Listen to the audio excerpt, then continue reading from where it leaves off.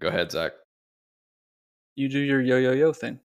Whatever. Yo, everybody. What's up? Welcome back to another episode of the What Now podcast. We got Spencer and Zach back at it again, trying to switch things up, but consistency wins. So, what's up, Zach? Tell everybody who we got on today because we What's got an up, awesome man? guest. Today we do have an awesome guest. We are joined by Jeremy Dupont, former owner now of Ripple Physical Therapy up in Boston, and is the owner and founder of Patch Marketing Systems, which we're going to dive into. He's been dialing that in for the last year and a half. Unfortunately, he has a Red Sox hat on, which is tough as a Yankees fan, but we're super excited to talk all things marketing, Google, SEO, building and scaling your business and practice to sell. So Jeremy, thanks for joining the show from, where are you again? My wife and I were out in London right now. Nice. So yeah, we're out here. This is our, selling a brick and mortar clinic, now running a remote business trip that we can work from kind of wherever now. So we were actually in Montreal last month, and we're out in London now. So it's the beauty of running a remote company for sure. Super cool.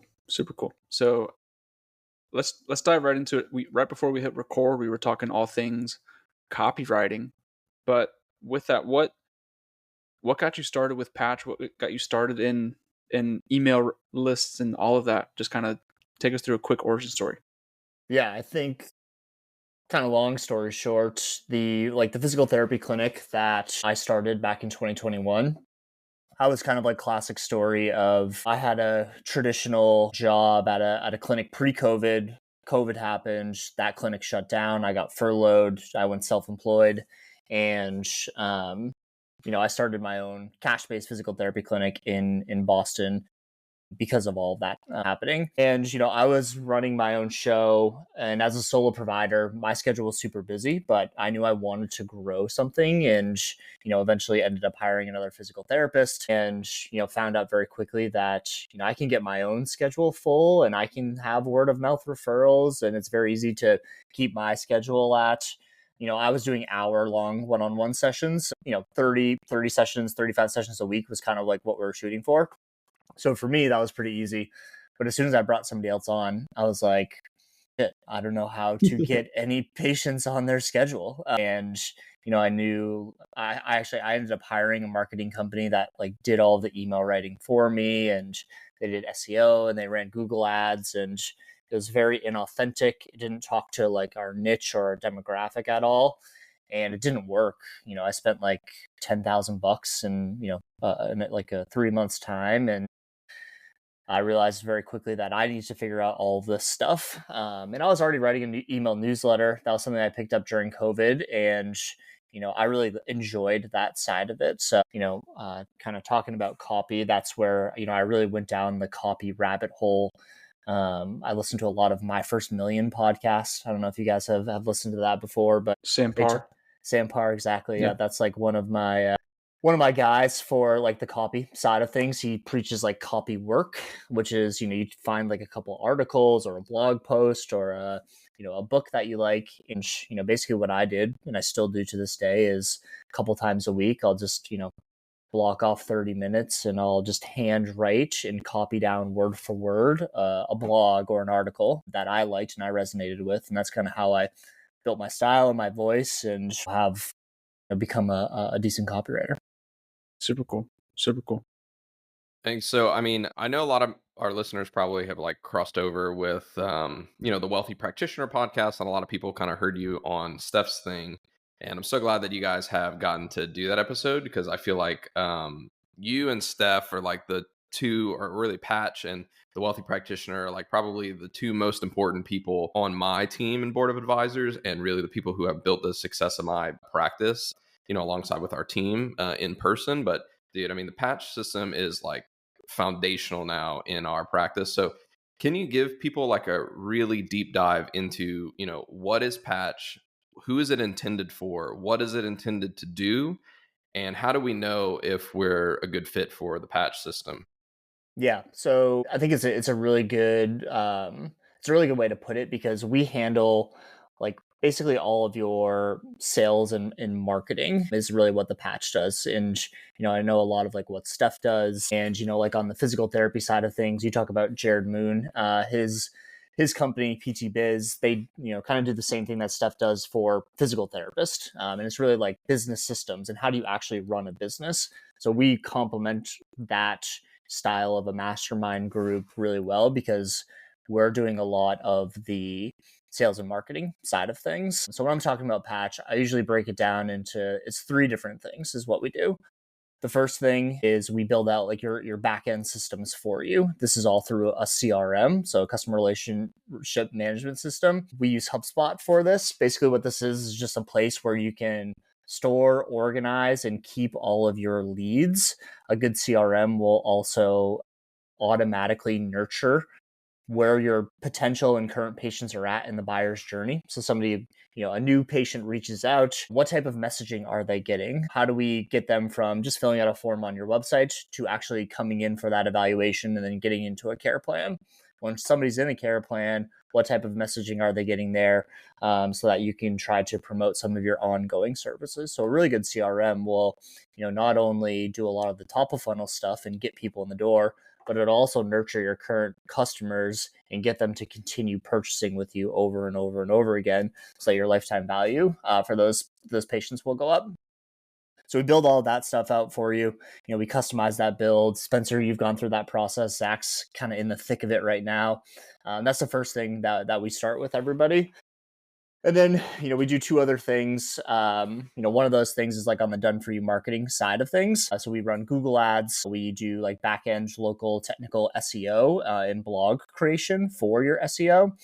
We do like funnel building and, email marketing campaigns as well. So, if it's, depending on the time of year or if you bring a new clinician on board, we really help you just create like some systemized email marketing so that you can continue to nurture your people that are on your list. Like Spencer, you do an awesome job with your newsletter. So it's like, how do we take that foundational newsletter that you guys are doing, and then how do we create an email marketing campaign that can actually sell something to people and get people in the door to purchase?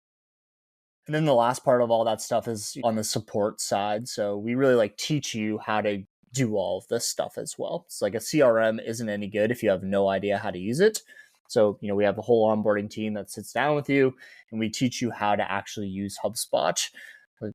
Those pieces of software are not only expensive, but they're tricky to use. Yeah. And, if you're not actually utilizing them, then it's just a very, expensive piece of software that is doing nothing for you. So if you're actually putting data in it, then you can get a lot of the reporting and you get a really good idea on like, how is your business actually functioning? And, we kind of talked about like, I just sold my clinic, and the biggest thing that was attractive about my clinic was the CRM that I had in the background. And it gave all of the proof of where all of our leads were coming from. It gave lifetime value numbers, and, it's something that we owned. And, having that piece of software is really valuable. It's really interesting. I've been thinking from like a sales side. I think ever since kind of learning about you and what you've done with Ripple and selling it, I think as a young doc, at least in the chiropractic field, it's like, oh, I'm going to work here for the next 20, 25 years. And especially working with some of the people I work with, I'm like, damn, my body's going to hurt in 20 years if I'm, in here 7, 8 shifts a week. But what about the CRM really allowed you to kind of portray that as a big piece for when you sold? Yeah, and to add to that, like, how did you land on HubSpot? Because, like, I feel like a big one in the world of chiropractic is go high level. Like, but I mean, it doesn't really matter what CRM you use. How did you guys say, like, okay, HubSpot is the one to like gear Patch around? Yeah, there's a couple different reasons. It's a great question because I think it's a big choice that somebody has to make like like early in their business, and it really sucks moving from one CRM to another CRM. So you want Yes, to it make sure does. you choose. Yeah, right. Exactly. Yeah, Zach knows. And so yeah, it's a great question. And I started with Go High Level when I first I signed up with a marketing company in year 1 of running Ripple, and as soon as like that marketing didn't really work for me, um, you know, I realized very quickly, like, I don't own this CRM. So I think it's a lot of Go High Level. Really, Go High Level is made for agencies to have like an umbrella CRM account, and then it just kind of licenses their CRM to other businesses. So it's really good on the agency side of things.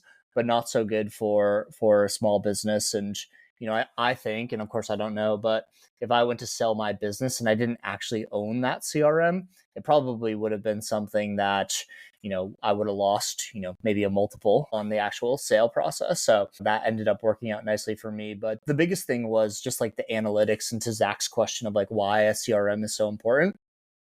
A really good CRM will give you a really good idea on how many leads are you getting from your Google Ads? What are people searching on the Google Ads side of things? Out of the number of Google Ads leads that you have, how many of those people have become new patients? What does your ROI look like on your ads? So you're really getting like the top of funnel data. And then, HubSpot will also give you like the middle and bottom of funnel data. So how many people filled out a contact form or scheduled a discovery call this month? And out of those people, how many people scheduled an evaluation? And then how many people came in for that eval? And out of those people that came in for an eval, how many purchased a package or moved into a care plan? How many of those leads were lost?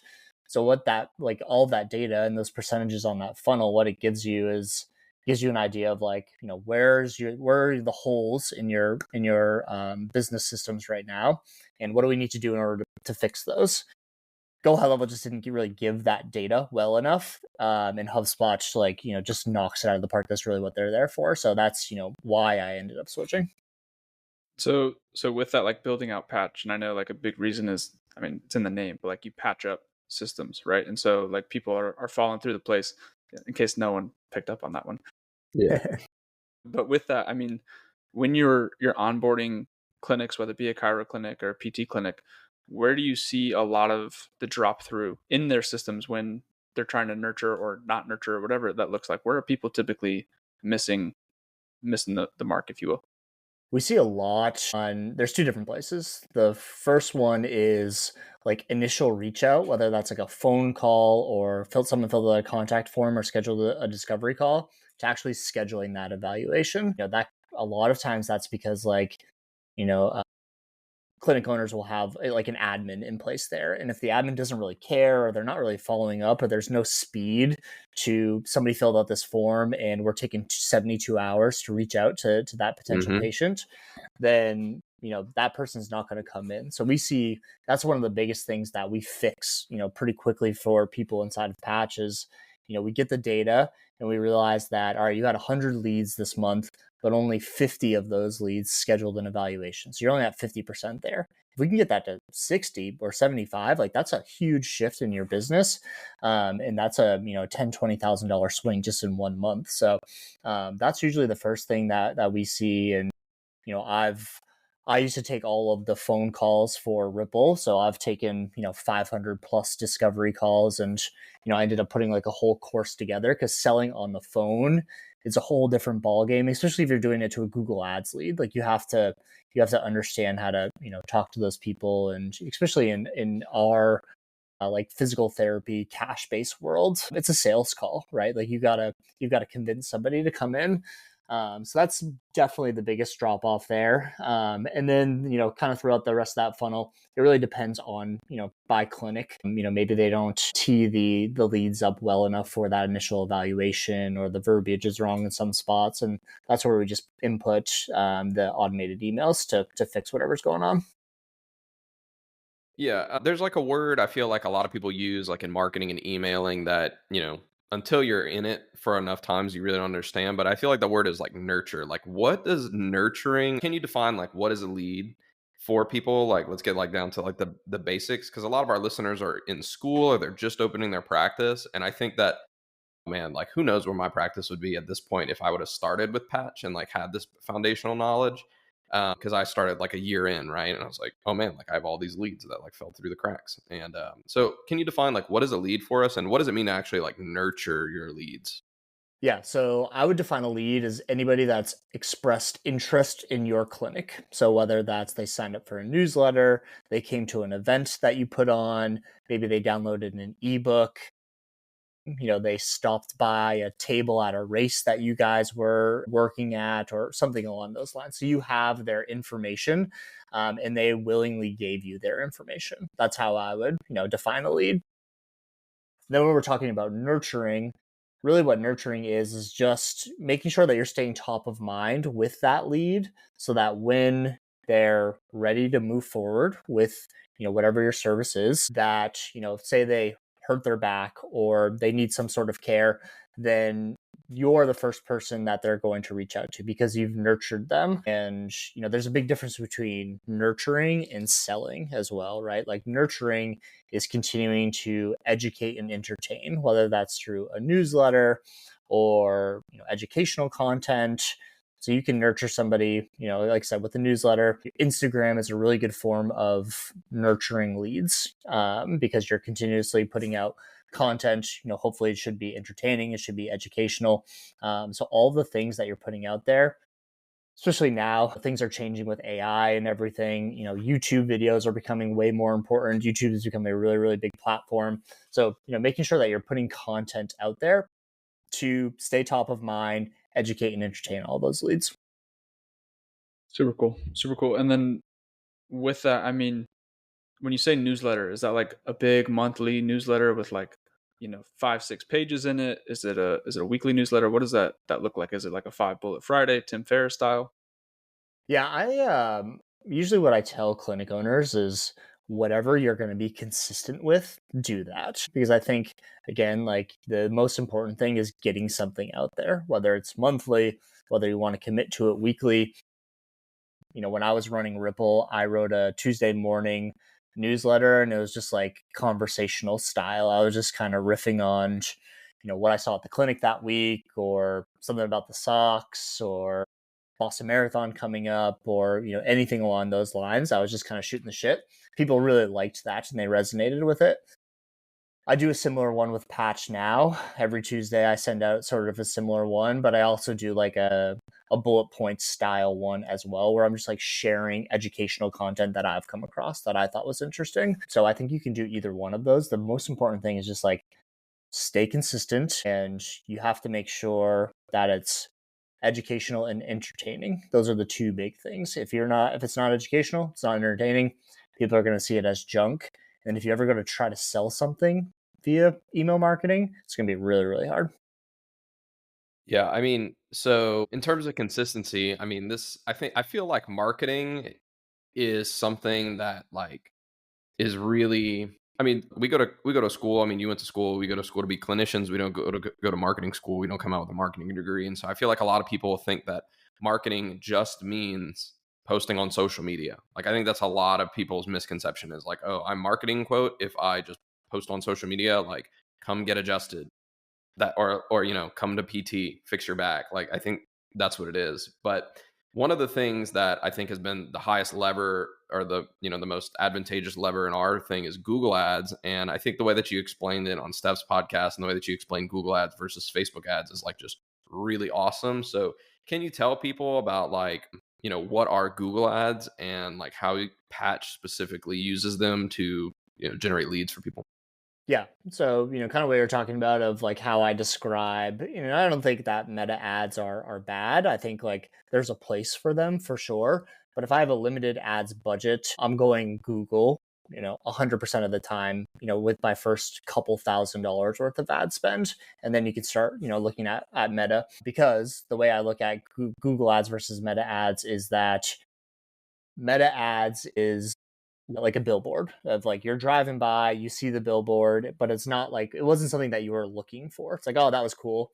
And then you drive by it and then you forget about it afterwards. Versus Google ads is something that you're actually seeking out. Maybe you're typing it into Google Maps and then you find that thing that you were looking for, right? So if somebody's searching for chiropractor near me or sports chiro near me or whatever it might be, and your ad pops up and then they go to your website, which is super dialed in, then that's a way better lead than somebody who saw some really cool creative that popped up on their Instagram account. They filled out a form and then again they forgot about it afterwards because they may not even be in pain or be looking for your services, versus that Google ads lead, which is exactly looking for you. So that's the point of local search paid ads, is we're attacking people in our community that are looking for relevant things, right? For Spencer, you're going to be a little bit more on like the pediatric side of things. So we really leaned into those keywords. It's a little bit different where he's a little bit more on the performance side of things. So we're going to lean into those keywords. And again, like a really dialed in campaign there should work really, really well for you. How long did it take for you guys to like really get good at Google Ads? Because like what I hear a lot, and like I talk to a lot of people, they're like, "Oh, dude, what are you doing for your Google Ads?" And I'm like, "I just have the patch team run my Google Ads for me." And everybody's like, "Oh yeah, dude, I'm doing my Google Ads myself." Like, do you really think that like people should be running their Google Ads themselves? Like, and how, like, what do you see as the difference? Because like, I built my website myself and I got my scorecard back and it was like a 22 out of 100. And I was like, dude, I thought my website was legit. Like, like, so what do you feel like is like really the gap, like the learning curve between like, people who are actually good at this and like what can clinicians actually get by with themselves? Yeah, I think what clinicians need to think about, especially if you're trying to like grow and scale a clinic, is like where's your time and effort best used? Is it on the leadership side of the clinic and growing that clinic and creating culture and seeing patients still? Or like, because what I ended up doing was I had an awesome clinician in place. I kind of moved her in the clinic director role, and she took and ran with the day to day operations. That allowed me to spend a year and a half learning everything about HubSpot, everything about Google Ads, and everything about email marketing. So unless you have that type of person and that type of time, you can outsource your Google Ads for a fairly reasonable dollar amount that you're probably losing by running the ads yourself. And it just takes like hours of time off of your plate in order to do that. Yeah, I was very lucky. One of my patients early on, he worked for Google. So we swapped That's treatment nice. sessions for him teaching me how to do backend SEO, and he gave me access to all these Google Ads courses. And him and I, again, just swapped services for a year, and he really taught me how to do all of this stuff. So it's that, and I have 3 years of trial and error with Ripple of spending my own money. And now we're running ads for 60 plus clinics across the US, and we have a really good idea on what all that stuff looks like. I think to an interesting point from your newsletter that I read this morning, when talking about selling Ripple, was you talked about taking that risk of spending more on ad spend. Can you dive into, just so people I think can get an idea, especially in the chiropractic world, talking with chiros, it's like, oh, I don't really want to spend $500 on Google Ads over the month or 1,000. Can you talk about what you, if you don't mind sharing, like what you use to scale to 7-figure clinic so fast? Yeah, I think the biggest thing is you can't look at Google Ads or Meta Ads or anything like that as an expense. Like that's an investment in the business. I think for a long time, I looked at it as like, shit, this is just going on my P&L. I've got this $500, $1,000 Google ad spend. Um, you know, even though I was recouping that money 5x over, 6x over. So for the longest time, and I think with a lot of clinic owners, and we talk about this a ton inside of Patches, like this is not an expense. This is an investment in your business. And what I wrote about in the my newsletter this morning was, I think like if my plan was to go from zero to selling in 3 years, then instead of spending, $500, $1,000 a month for the first year and a half, I would have started spending, six, seven, $10,000 on ads to grow, as long as, I was putting $1 in and I was getting two out. I think like as soon as my ROI started to shrink a little bit, then people get scared, even though you're seeing ROI, which I think is just the wrong way to look at it. If your goal is to grow, scale, sell as quickly as possible. If it's not, and this is a 10-year thing for you, then a modest ads budget is fine. But you need to know your numbers. You need to know like what does your cost per conversion look like? What does your ROI look like? Out of how many Google Ads leads that you're getting? How many move into a care plan? What's lifetime value look like? If you have all of those numbers, then you can make a really educated guess on, how much should I be spending? And, sky's kind of the limit with it. Yeah, I So mean, go ahead. for you, like with the ad spend, like, or just with Google Ads in general, do you find it more important to get Google Ads up and running first, or having that nurture sequence that we were talking about beforehand up and running in a way to collect data and everything like that? Yeah, so I'll use Patch as an example. We won't run ads for anybody until they know how to use the CRM. Because again, if you don't have any sort of back-end systems, then you could be spending $1,000. You could be getting a ton of hits on your ad. but they're kind of going into your Squarespace account or this random MailChimp list, or you don't really know where those leads are going. So it's just, again, it's not really worth spending money. And that's a lot of what I see when, if I'm doing a Google Ads audit on somebody's account. So, all right, this all looks good, but where are these leads going? And people really don't know where anything's going, and they're not tracking conversions. So you have to have the backend systems first. That's why we do the things the way we do inside of Patch, is like CRM build first, then you get into your Google Ads, and then we can do all the other marketing side of things. Well, that's exactly where I was trying to go with that, is just, I feel like a lot of people are like really new in practice and they don't have a lot of their back end stuff set up. And they're like, all right, well, like I just need patients. And so I'm going to dump $1,000 into Facebook or Google, or $2,000 into Facebook or Google, or in paid advertising. They generate all of these leads, but they have no systems to actually like take these people on the journey. And so then like, they're just like, oh, well, Facebook ad never works. Like, but that's what we would do. We were doing like really minimal ad spend, like $250, $500. And then like I told you this morning, like we upped our ads last month 50%. And we went from averaging, 20 new patients to 40, like literally overnight. And it's not like we worked any harder. Like our team was just like, wow, like we just doubled our new patients. That was really easy. We could do so much more. But it's because we had all that back end stuff set up. And so my follow-up question for that is, if people are starting out and they're looking to start marketing, right? Let's just take it like step by step. So if we're in our first year, our goal is to do $250,000. How much of that $250,000, 250,000 should be spent on marketing? And then what are like the different levels that people should kind of like get into marketing? Like, should we just start with organic social media, or do you recommend people like get right into Google Ads?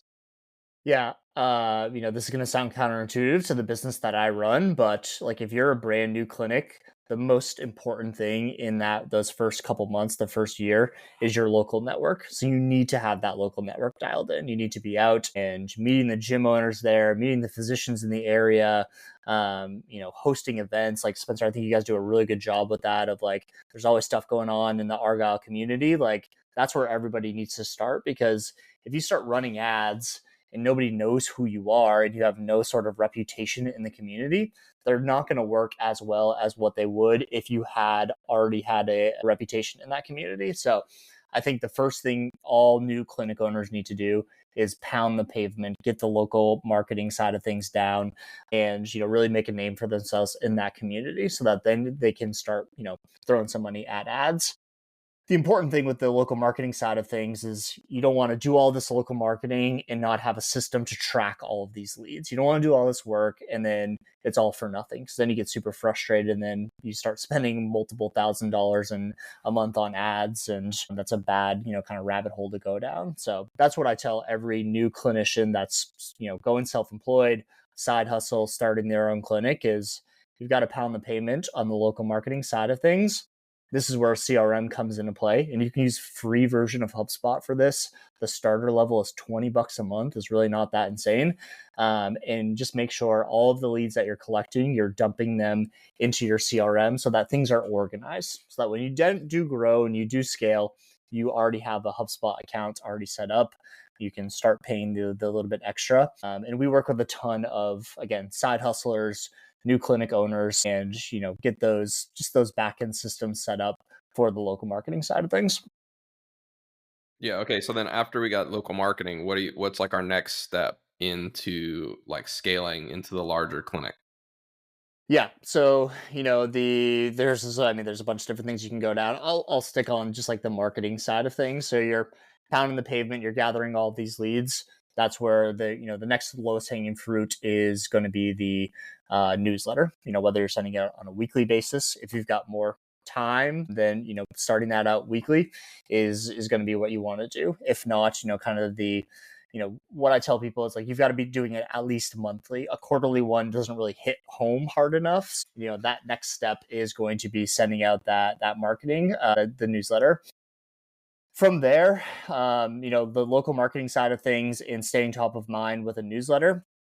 The other part of what a good CRM does is it helps you follow up with all of your leads. So say, your first 3 months in business, you've gathered, 200 people, 300 people. It's like the first 100 people that you met with, how are you following up with those people? Are you sending them a personal reach out? Are you shooting them a text? Are you getting them in for a free session? How are you nurturing your local relationships as well? So, are there personal trainers in the area that are sending you all of their clients? Is there a certain, moms and me group that's, sending over everybody? It's like, who are your top 10 referral sources and how are you getting them in for free? What are you doing there? And again, that's just where the organization from the CRM comes in. Nice. And then, I mean, okay, so then after you have all of that set up, what's like a good like amount, what's worth it for Google Ads, right? Like, I mean, I'm sure it's like location based, but like, what is worth it? Because sure, $50 a month on Google Ads isn't going to really push the needle too much, but at the same time, maybe $10,000 a month is overkill for some clinics. So like, what's like a worth it number for people? Usually I say anything less than $500 isn't worth it. It's not worth your time. This is, I'll give you examples from the physical therapy world. We see like a cost per conversion for a physical therapy lead to be $75 to $100 per conversion. So if you're only spending $100 a month, then that's one person, and who knows if that's going to be a good lead or not, right? So if you're spending $500, that's going to be 5 to 8 people. And maybe you can convert 3 or 4 of those people into new patients. That's where you start to see that ROI. We're seeing, on the chiro end, that cost per conversion is actually a little bit less, which is awesome because you guys have a little bit bigger pool. There's way more people searching for chiro and back pain and those types of searches, which is awesome. So you need to understand what your cost per conversion is and then kind of back into that number from there. But like I said, anything less than $500, it's just not enough money because what happens in the Google Ads process is Google learns and tries to figure out, what are you showing up for? What do you want to show up for? And this is where, setting up your conversion and your conversion tracking is so important. And I think if clinic owners are out there trying to run ads on their own, I can almost guarantee they don't have their conversion tracking set up properly. So they're just continuously feeding Google bad data. Without spending $500 a month, it's not enough learning for Google to start to understand what is a conversion and what's a good search for you. So it's just not worth it. You're just kind of lighting money on fire at that point. Yeah, that makes a lot of sense. And with that, you talked about landing pages and website and things like that too, kind of talking again about like what Dude, we're clinics just going are. like off. Like Jeremy's just going off, like all the things. Dude. You're just putting together a whole course right here. Like, what do you see? Like, if someone were to go do a quick audit of their own website, like, what are things that you typically see that you're like, that's a big X. We need to get rid of that, change that, whatever it might be. Yeah, I always look above the fold is the first thing that I always look at. So it's like when somebody lands on that landing page without scrolling at all, what is that header and above the fold look like? So there's a couple things that you need to have in there. There needs to be like a really clear call to action on what you want that person to do. Whether you want a form on that landing page above the fold or a button that says click here to schedule your free consultation or whatever it might be, which is going to take them to a contact page, above the fold, and where your Google Ads gets dialed in a little bit more, as well as, your ads copy should match what the landing page says as well. So that header on the landing page should have similar Argyle chiropractic copy that your ad also has too. So making sure that people know that they're showing up at the right spot. But the biggest thing is just like, how do we reduce friction and how do we make sure that when somebody clicks on the ad, they go to the landing page, they know exactly what they need to do in order to book a consult with you or schedule an evaluation. Super cool. Super cool. Dude, so okay, I mean, that's like a lot of like really tactical things, and those are like a lot of really, those things come in time, right? What is like your why to shift into like a different gear? What's your why behind Patch, right? Like you went to school to be a clinician, you went to school to, take care of people and all of those kind of things. But, what really is your why from developing Patch, and like what made you say like, you know what, I'm going to sell my clinic and go all in on this? Yeah, I can think of a couple different things. I think the first thing was when I started my clinic and I hired this marketing company and they were charging me $2,500, $3,000 a month. And I got no results from it. And all they told me was like how good the ads were performing. I felt like it was a very like gross situation that I found myself in. of like, kind of felt like I was getting screwed over. And so from that moment on, I was like, all right, I need to teach myself how to do all of these things. And I just fell in love with marketing. Like I've always loved like branding and, copy to an extent, but I grew up in a really small town in northern New Hampshire. And, when I was in high school, they kind of tell you it's, if you want to make any sort of money, and you got to go to school for medical profession. It's like, all right, well, I guess I'm just going to go be a physical therapist because I'm not smart enough to be a doctor. So that's kind of how I chose. That's how I chose my career path, and business was never really a thing. So as soon as I got into more on the marketing side of things and the business systems and growing the clinic that way, that like dopamine hit that I got from that side of things was way more than what I was getting on the treating side of things. So I just really loved it. I started liking it way more than, what I actually, the actual like treating side of things. And I think the second part of that, and, kind of what my why is, I was in a mastermind group for a couple of years, built some really good relationships with people in that group. And my clinic grew a little bit quicker than everybody else's. And I did it very non-traditionally of, I wasn't doing the workshops and the injury screens and kind of pounding the pavement. I was growing it through digital marketing. And so I had a couple buddies in that group that I was like, hey, let me just set this up for you and I'll run your ads for you and let's build the CRM out. And their businesses exploded like way faster than they would have ever done, just kind of continuing with the local marketing side of things. And for me, being able to help a business owner do something like that, and again, they're never going to teach themselves marketing. I just like fell in love with it. So I was like, if I can do this for, 100, 200, 300 clinic owners, why wouldn't I do that? It's really cool. You get to help even more patients and clients, That's it. Get healthy and back to doing what they love. That's really cool.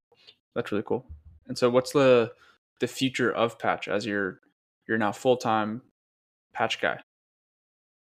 Yeah, I think, this is my, I'm on day 2 of 100% full-time with Patch, which is awesome. And yeah, I think, we're working with like, 150 clinics right now. To be honest, I'm having a blast, like learning more on the chiro side of things. And we obviously have like a nice niche on the cash-based PT side. Don't tell any physical therapist this, but I love working with the chiros because you guys have your business stuff together way more than any like PTs. Whether you guys get a little bit more schooling on that or what, but yeah, I think that's kind of our plan, is to really refine what we're doing on the PT side of things, continue helping the people in the chiro world, especially chiros that are very limited in what they take on the insurance side of things or fully self-pay. That's our bread and butter. Yeah, continuing just, making sure that, the performance therapist, if you want to call it, they have an outlet for getting more new patients, customers, clients in the door. So that's kind of what we're trying to do. Nice, man. Yeah. So, I mean, to kind of wrap everything up, Patch doesn't just run your Google ads or just manage your SEO, but like you really have like the whole like fractional marketing officer kind of role, which is, I talk about you guys like in our meeting about, you guys are basically an employee, right? And it costs a lot less to hire you guys to do all this stuff, honestly, than an in-person employee. And the learning curve, I feel like, is a lot better. And so, like, for those of you guys listening, Patch is not just Jeremy. You guys have a huge team that's grown a lot, which has been really cool to watch. Because I feel like I got with you guys before you really even launched like big to the public, which has been super cool. But yeah, tell everybody about like who is the Patch team? Like, what do you get with the fractional CMO role? And what do you feel like is the best Patch offering for different levels of providers? Yeah, I think the cool part is we have 2 different offers. If you're a brand new clinician, maybe you're side hustling, just starting your clinic, we have like a starter level, which you don't need the big fancy HubSpot account. We're just going to teach you how to track, organize, manage your leads. We'll run your ads for you and kind of get you started with the idea that, in 3 months, 6 months, a year, you can upgrade to our fractional CMO level, kind of what you're talking about, Spencer. That really, like you said, it's, we're never, no matter how big a clinic gets, they're not going to have enough money to hire a full-time marketing person. So that's the role that we play. And in that bigger level, kind of like I said, we're obviously building out the CRM for you. We're running your Google ads, but it's a lot of like strategy as well. Like Zach and I are talking about trying to put together this like open enrollment end of year package campaign together. It's just like, it's kind of brainstorming. So, within Patch, you have a dedicated like marketing rep that works on your clinic. You have an onboarding specialist who's kind of like your HubSpot go-to person if you have any questions on the CRM side of things. And then you have me as well. And like I run office hours every day during the week. So you can book time with me. You can pick my brain.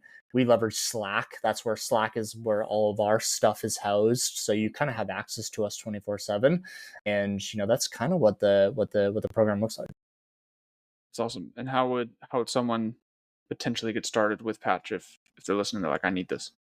Yeah, you can go to our website, thepatchsystem.com. You can grab a call with me. I'm happy to chat, even just kind of, showing you around, showing you what the CRM looks like. I'm trying to put out a ton of content on Instagram as well. So you can follow me at _Jeremy Dupont. That's my big Q4 2025 initiative, is to really pump some content out. And yeah, those are the two best places. Nice, man. And is that sales course that you were talking about with the phone stuff, is that on the Patch website, or is that something that you get through the Patch program? Yeah, it's all free download. You can go to the Patch website. You'll see in the top right corner, there's like a freebies section in there. We have a handful of courses that's really all designed to, figure out like what are those like pain points of running a business, and we try to solve them. So we have a newsletter course, we have a phone sales course, we have a marketing calendar that you can utilize to plan out your marketing. There's some really good resources there. Nice, dude. Nice. Well, dude, Jeremy, thank you so much for being on the What Now podcast, man. If you guys are listening to this and you made it to the end, definitely be sure to check out Patch. They've been a key player in my practice and growing in Zach's practice as well. Dude, Jeremy, congrats on your exit, man. You're on top soon, bro. You're really blowing up, and you guys are really making a big moves. You just got married. Congratulations on that. In your exit and your business and your 2 months traveling, right? Yes, yeah, 2 months traveling. Yeah. Just Yeah. remote working. Yeah, dude. That's awesome. So yeah, congrats on everything, Jeremy. Thanks so much for being on the What Now podcast, guys. And we'll see you next time. Peace.